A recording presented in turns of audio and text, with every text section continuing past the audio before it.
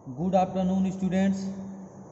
मैं विश्वनाथ सर श्री विजय अटियाई बीकापुर गाजीपुर से control panel की ऑब्जेक्टिव क्वेश्चन का दूसरा क्लास लेके आया हूँ। तो आइए देखते हैं 81 क्वेश्चन दिया हुआ है। इसमें अलग अर्थिंग प्रदान करने का क्या कारण है। पैनल बोर्ड है, उसमें दो अलग अर्थिंग क्यों की जाती है। तो ऑप्शन नंबर ए दिया हुआ है, पैनल बोर्ड धातु के बक्से में बनाया गया है। बी दिया है, पैनल से स्ट्रे क्षेत्र की नियंत्रित करें। सी, पैनल बोर्ड में वोल्टेज ड्रॉप को कम करें। ऑप्शन डी दिया हुआ है, अन्य विफलता के मामले में एक अर्थिंग सुनिश्चित करें। तो देखिए, जब हम दो अर्थिंगों को पैरेलल में करते हैं ताकि उनका रेजिस्टेंस क्या हो, कम हो जाए। जब दो अर्थिंग हो या रेजिस्टेंस हो, उनको हम जब पैरेलल में जोड़ते हैं तो उनका मान क्या होता है, कम आता है। तो यानी कि रेजिस्टेंस का मान कम करने के लिए दो अर्थिंग हम करते हैं और दो अर्थिंगों के बीच 8 मीटर की दूरी होनी चाहिए, इससे कम की दूरी नहीं होनी चाहिए। तो इसका मतलब देखते हैं कौन सा क्वेश्चन हमारा सही होता है। तो यानी कि अन्य विफलता के मामले में एक अर्थिंग सुनिश्चित करें। 81 का ऑप्शन नंबर डी हमारा सही है। बाकी अन्य तीन ऑब्जेक्टिव जो क्वेश्चन है क्या है, गलत हैं। तो आइए देखते हैं 82। किसी सर्किट में लिमिट स्विच का उपयोग क्यों किया जाता है। तो लिमिट स्विच का प्रयोग मशीन के भाग को कंट्रोल करने के लिए किया जाता है। और जब कंट्रोल करने के लिए करते हैं तो लिमिट स्विच के साथ हम एक प्रवर्तक लगा देते हैं और प्रवर्तक का ही कार्य होता है कि वह लिमिट स्विच के माध्यम से परिपथ को कंट्रोल करे। तो पहला है लिफ्ट सर्किट। तो जो लिफ्ट सर्किट होता है, आप देखे होंगे उनको तेज, स्लो, मीडियम में हम क्या करते हैं, करते रहते हैं, कम बेसी क्या करते हैं, उसको करते रहते हैं। अगला आपका है बी, सड़क प्रकाश। तो जो सड़क यानी कि जो सड़क पे हमारे लैंप लगते हैं तो उनका प्रकाश क्या होता है, एक साथ यानी कि एक तार लगातार वो प्रकाश देता रहता है, न कि उसका प्रकाश कम, ज़्यादा और मीडियम होता रहता है। अगला है आपका सी, मोटर नियंत्रण सर्किट। तो आप देखिए यहाँ पे दिया हुआ है मोटर कंट्रोल सर्किट। तो मोटर कंट्रोल नियंत्रण सर्किट हम लिमिट स्विच से क्या करते हैं, नहीं करते हैं।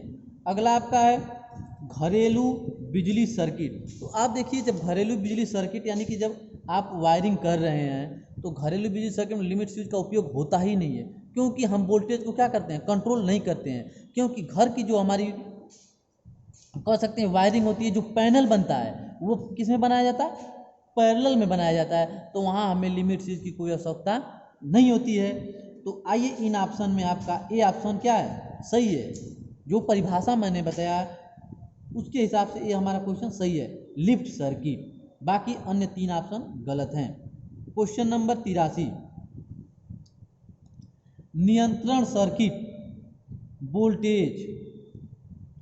एक संयोजक में नियंत्रण सर्किट वोल्टेज और बिजली का चयन कैसे किया जाता है। तो ऑप्शन नंबर ए है धारा के अनुसार। अगला है यानी कि इनका जो हम संयोजक में नियंत्रण करेंगे वो किसके अनुसार, धारा के अनुसार, सर्किट वोल्टेज। जबकि बी है आपूर्ति वोल्टेज। ऑप्शन नंबर सी है नो वोल्ट कॉइल रेटिंग के अनुसार। ऑप्शन नंबर डी है आपूर्ति प्रकार के अनुसार। तो जिसमें इसमें आपूर्ति वोल्टेज के अनुसार दिया है, तो हम कोई परिपथ हो तो उसमें यह देखते हैं कि इसके अंदर कितने एम्पियर की धारा प्रवाहित की जा सके, न कि हम यह देखते हैं कि इस वायर में कितना वोल्टेज प्रवाहित होगा। तो एम्पियर के अनुसार हम सर्किट लेते हैं और एम्पियर के अनुसार वायर भी लेते हैं, तो यानी कि ये ऑप्शन हमारा सही नहीं है।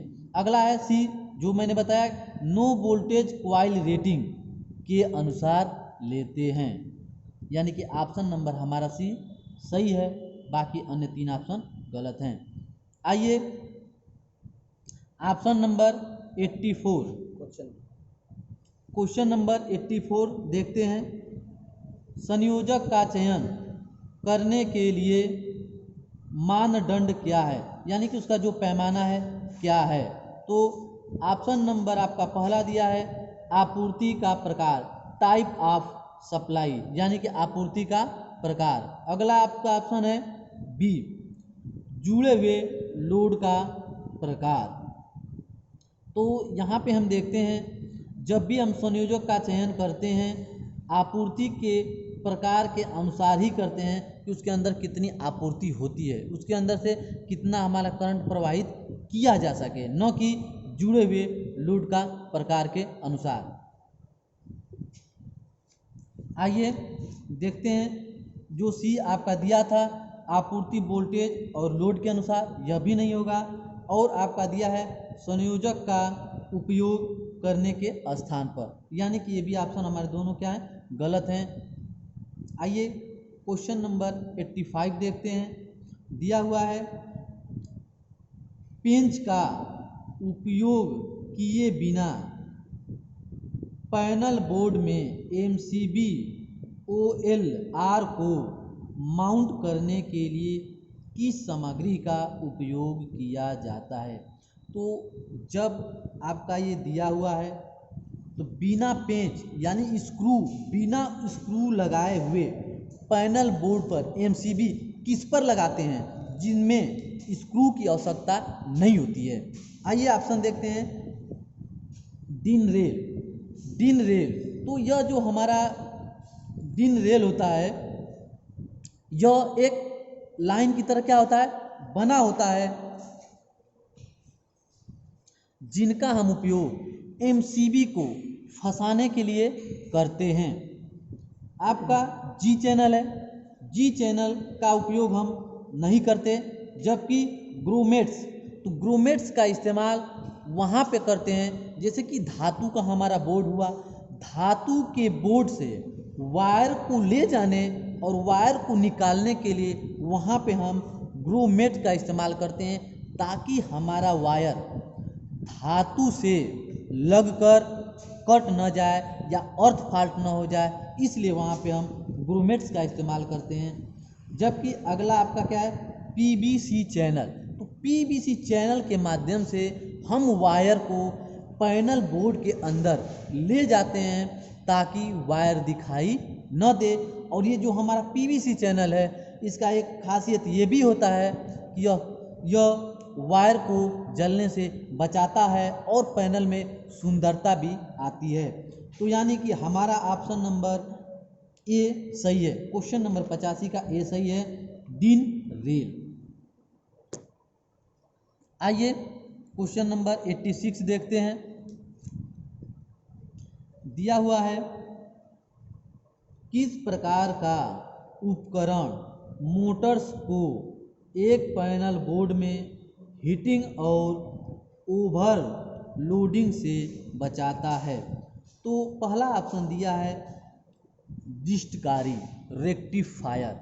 तो देखिए रेक्टिफायर का कार्य क्या होता है, एसी को डीसी में कन्वर्ट करना, वहाँ पे हम रेक्टिफायर का प्रयोग करते हैं, जो कि हाफ वेव रेक्टिफायर यानी कि 1 डायोड लगाकर बनाया जाता है, उसे हम हाफ वेव रेक्टिफायर कहते हैं।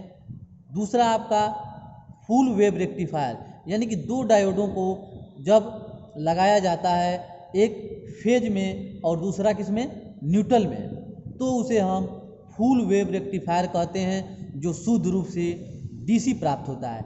इसमें करंट का प्रवाह एक दिशा में होता है। और तीसरा हमारा होता है ब्रिज रेक्टिफायर। ब्रिज रेक्टिफायर का भी इस्तेमाल हम एसी से डीसी में कन्वर्ट करने के लिए करते हैं।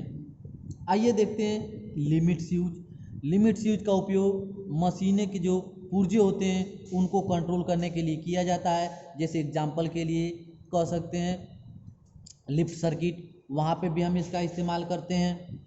अगला आपका है थर्मल रिले।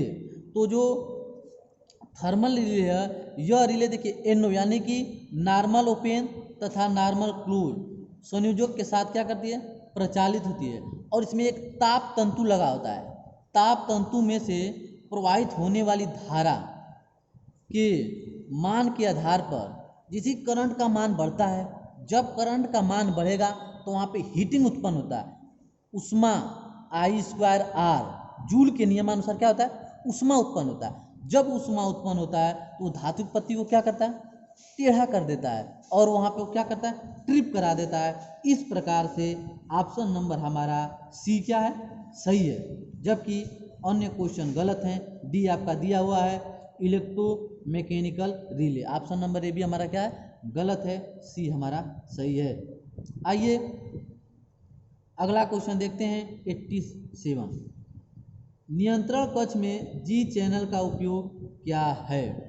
तो इसमें जी चैनल का उपयोग पूछा हुआ है, तो आइए जी चैनल को देखते हैं। देखिए जो जी चैनल होता है, सिरे उरे होते हैं ना, वहाँ पे भी इसका इस्तेमाल करते हैं ताकि हमारे जो सिरे उरे हों क्या ठीक प्रकार से हों, सही प्रकार से हों, ताकि उसका कट न हो, एक दूसरे में वायर क्या करें, सटे नहीं। आइए देखते हैं, ऑप्शन नंबर दिया हुआ है रिले को ठीक करने के लिए, जबकि आपका बी है संयोजकों को ठीक करने के लिए।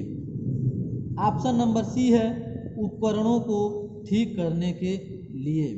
और लास्ट ऑप्शन आपका है डी सिरे संयोजक को ठीक करने के लिए। यानी कि देखिए मैंने आपको क्या बताया कि इसका बस यही कार्य, तो जो उसके लास्ट वाले सिरे हो क्या उनको ठीक किया जाए। यानी कि ऑप्शन नंबर हमारा डी क्या है, सही है, सिरे संयोजक को ठीक करने के लिए। Thank you. कल आपको पुनः इसी टाइम नेक्स्ट ऑब्जेक्टिव क्वेश्चन लेके हाजिर होंगे।